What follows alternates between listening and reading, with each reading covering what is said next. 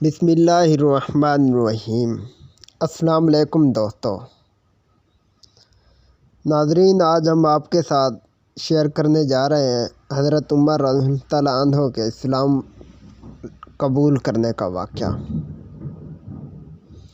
ایک روز حضرت عمر فاروق اپنے گھر سے تلوار حمل کیے ہوئے نکلے۔ راستے میں قبیلہ بنو زہرہ کا ایک شخص ملا۔ پوچھا، اے عمر، کہاں کا ارادہ ہے؟ کہنے لگے، اسلام کے بانی حضرت محمد صلی اللہ علیہ وآلہ وسلم کو قتل کرنے جا رہا ہوں۔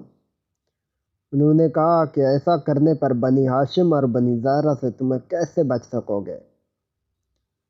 عمر فاروق نے کہا کہ اس کا مطلب یہ ہے کہ تم بھی اپنے دین کو چھوڑ چکے ہو۔ بنی زہرہ کے اس شخص نے کہا کہ میں تم کو اس سے بھی زیادہ تعجب کی بات بتاتا ہوں کہ تمہاری بہن فاطمہ اور بہنوئی بھی اسلام قبول کر چکے ہیں۔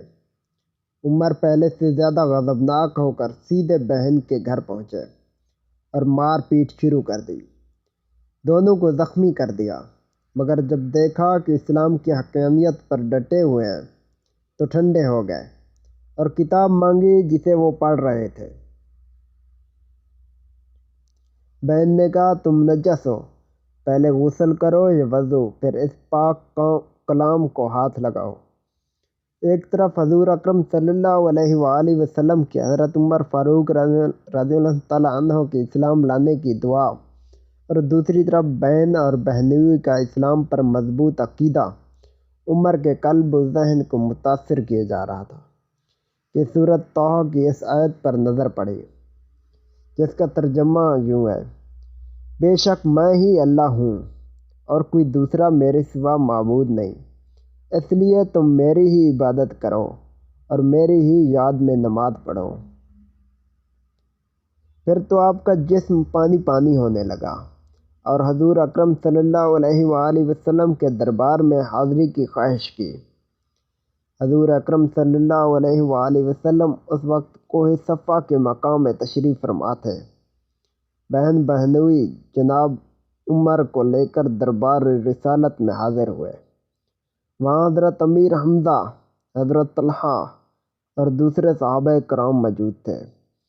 حضرت حمزہ نے فرمایا، اگر تو عمر اچھے ارادے سے آئے ہیں تو ٹھیک، ورنہ آج بچ کر نہیں جا سکتے۔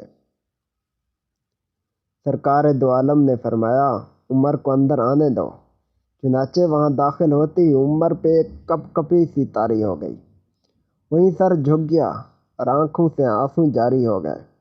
ادب سے عرض کی، خدا اور رسول پاک پر ایمان لانے اور سر جھکانے کو حاضر ہوا ہوں۔ یہ کہنا تھا کہ فضا میں ہر جانب صدائے مرحبا گونج اٹھے، نعرہ اللہ اکبر کی صدا گونجی، حضرات نے مبارکباد دی اور اس زور سے بلند آواز سے نعرہ تکبیر و رسالت بلند کیا کہ حرم شریف اور مکہ مکرمہ کے تمام گلی کوچوں میں اس کی آواز سنی گئی۔